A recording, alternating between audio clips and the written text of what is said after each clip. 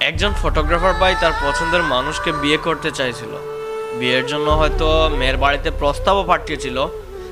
দিন শেষে রিপ্লাই আসছে, আপনার প্রফেশন আমার পরিবারের পছন্দ হয়।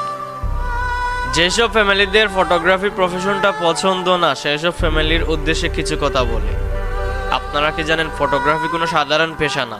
ফটোগ্রাফি একটা নামি দামি ও সম্মানজনক পেশা। ইচ্ছা করলে কেউ একজন ফটোগ্রাফার হতে পারে না।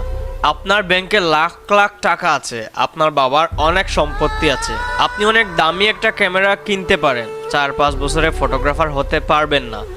ফটোগ্রাফার হতে হলে ক্রিয়েটিভিটি থাকতে হবে, ভালো মানুষ হতে হবে, আর স্বপ্ন দেখতে হবে বিশাল বড়। একজন ফটোগ্রাফার একজন আর্টিস্ট।